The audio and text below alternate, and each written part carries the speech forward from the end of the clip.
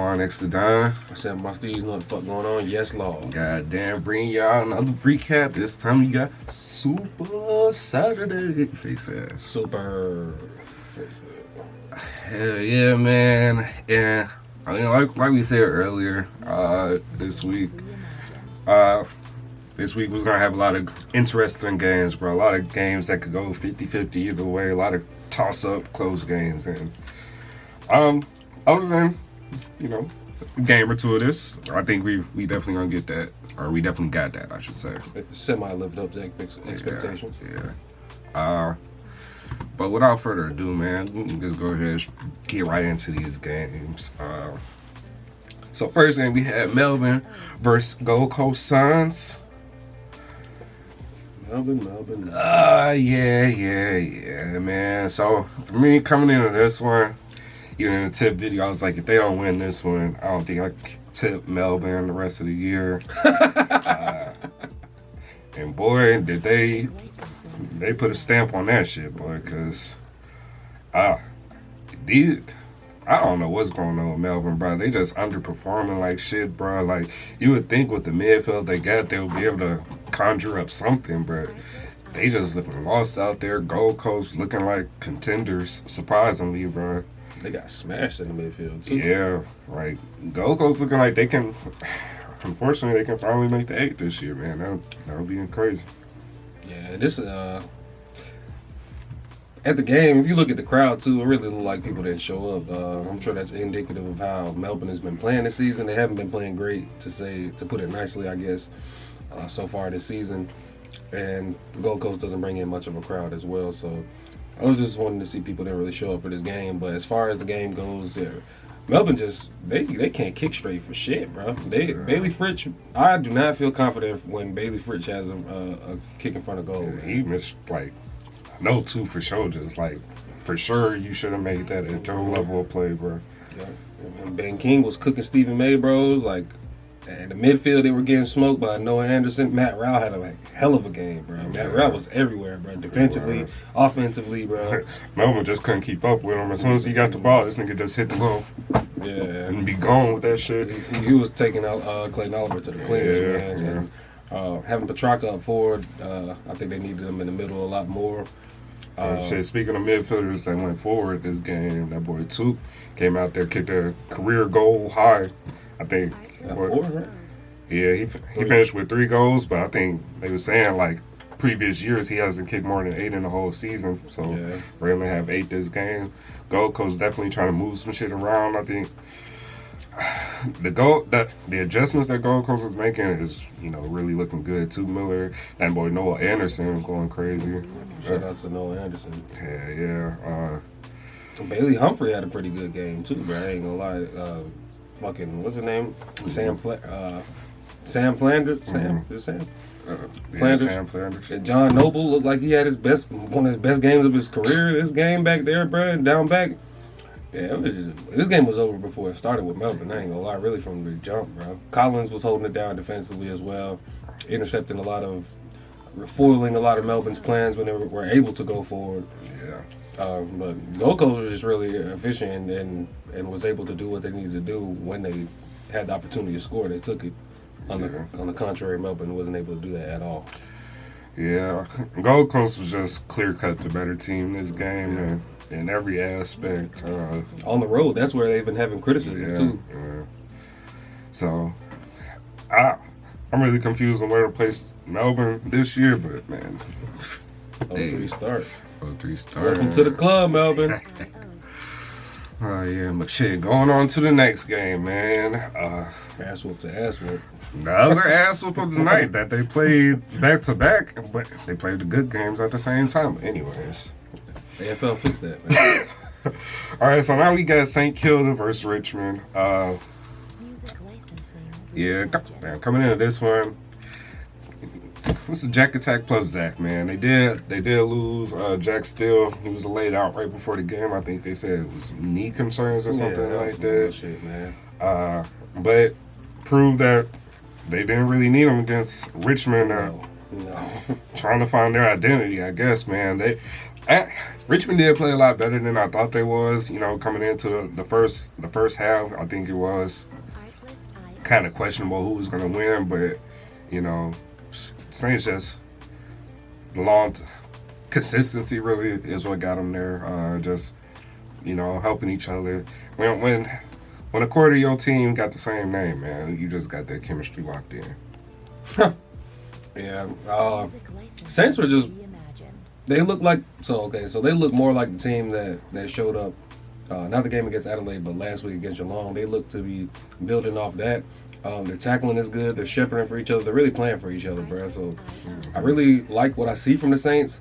Obviously, Richmond is more of a not as great of a team as, well, not really a contending team. So you would love to see the Saints do it against a more prolific team and see if that holds up. But they were great, bro. Even when they were up, what's crazy was I think it was an 8-point lead for the Saints in the first half, and then they ended up blowing this game out by 82 points, bro. So just even when they were up 70 plus, bro, they were still doing the shepherd, still gang tackling, still doing a bunch of the right habits, bro. And it's good to see that from the Saints. So I'm excited to see what they got going forward.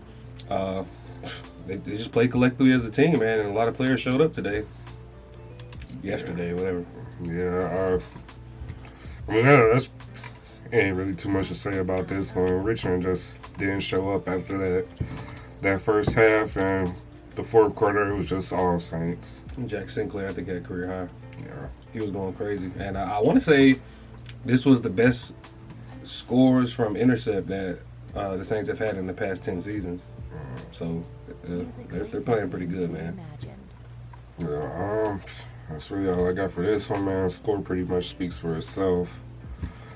All right, on to the next game. We got Hawks versus GWS. This is probably the game I was most excited for out of these 4 games. For sure. I think it held up. I think this is probably... is this game of the round so far? Probably. I think pretty easily, actually. Coming into this one, I was definitely expecting some type... I was expecting a good game. These teams are both contenders. I think GWS is kind of cemented in a contender spot. And I think Hawks is trying to prove that they are true contenders. And I think that's what this game was. I think it showcased that, and I think a lot of people will believe in the Hawks now. After a very slow first quarter, I think they was goalless in the first, while GWS was piling it on. I think it was 5 goals to none, and then the second quarter was just a complete flip of the script, if you don't mind. Reciprocal. Indeed. Yeah, I think GWS can be that team. I don't think I'm really convinced that they are. Who they're supposed to be just yet, based off how they've been playing this season. I still have faith that they'll get right as the season goes on.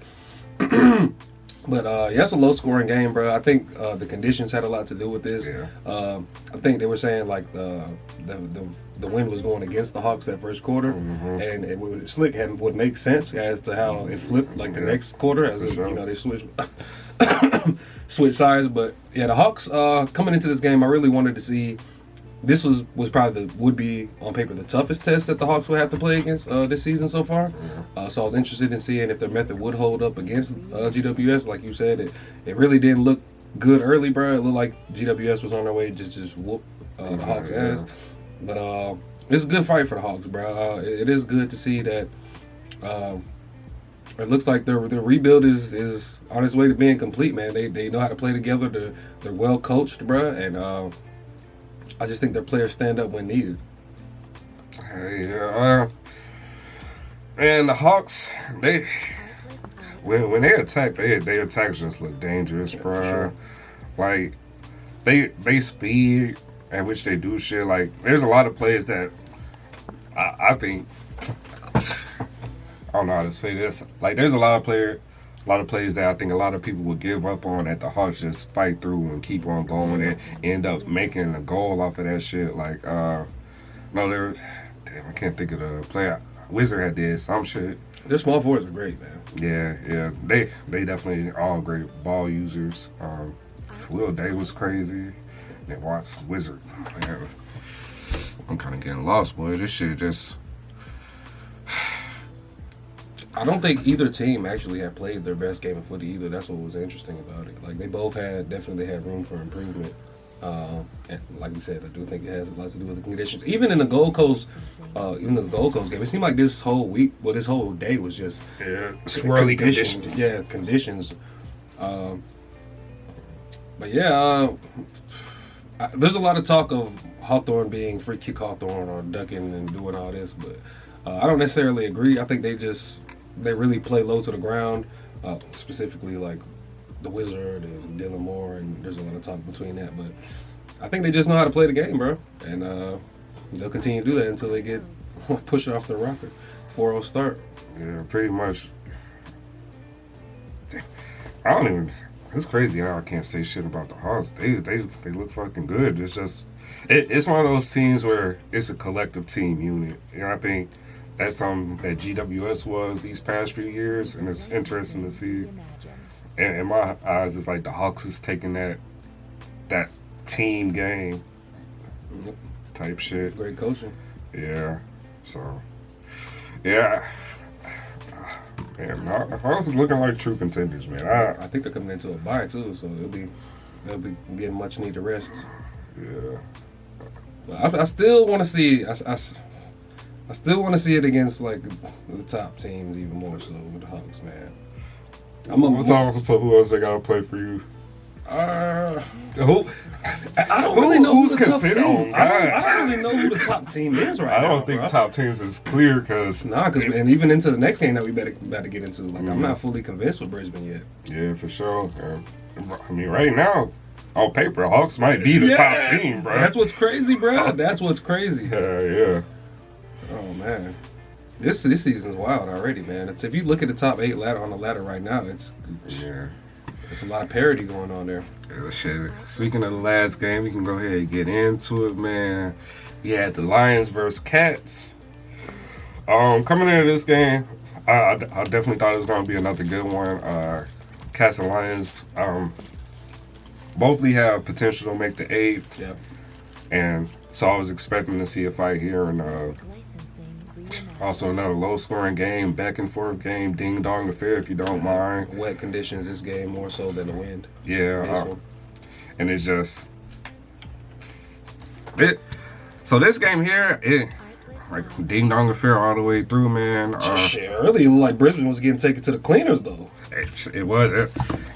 This is the third game Brisbane has been down like 24 plus and then fought back to come back and win the game. So that's why I'm not really convinced with them boys yet. But it shows their heart and their effort, which is what Premiership sides have. Mm-hmm. But just how bad they play or how they start to get whooped, even by like they played y'all. Y'all were whooping their ass. And Sydney was whooping their ass. Mm-hmm. And now they were getting whooped by fucking the Cats. Yeah, so it's like, damn, bro. Like, which Geelong is really about to show themselves as the season goes on. Mm-hmm. But that being said, it was a great win for Brisbane. Another comeback win, just like the Hawks. I was rooting for the Cats, man. But Dan Zorko is a motherfucker, bro. He's old and he still got it, bro. He's playing like his best fucking footy. The Ashcroft brothers, well, shit. Will had a good game. How did Levi do? Did Levi even play? I don't know. Oh, yeah, Levi. 12 disposals, not too bad. 1 goal. Yeah, it was coming into this game. I had said that was gonna be interesting between the how Brisbane has some forwards out and Tom Stewart is out, which is a big anchor for the defense and the Cats. So that was something I was really watching in this game. And Tom Stewart didn't play. He was a late out. He actually flew up north, but got withdrawn for the team. Kai Lohman got hurt in the middle of this game, which doesn't help their issues, but I think at the end of the day, bro, Geelong defense just wasn't good enough, bro. They went missing for a lot of the game. Yeah. Honestly, I don't got too much on this one. I was more in the GWS game than this, man. Jezza didn't show up this game either. I don't think like a lot of people showed up for Geelong. Somebody Dangerfield. I'd be surprised every time he be putting up numbers still, but he be out there. Yeah. flex offs.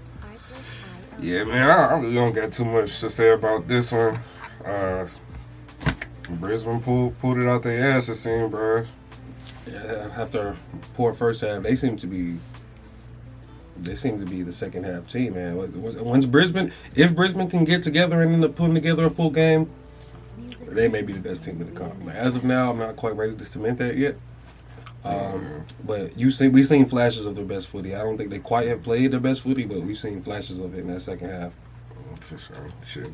Charlie Cameron playing his first game of this year today. Well, last night as well. Yeah, they need their forward back, man. Yeah. Shit. That's all I got. What about you, man? Shit. Well, y'all like, comment, subscribe, all the YouTube shit, man. You know what I'm saying? Check out the lives and all the other shit. 2 more games coming up left in the week, man. Yeah, West Coast all day, every day, man. My tips depend on this.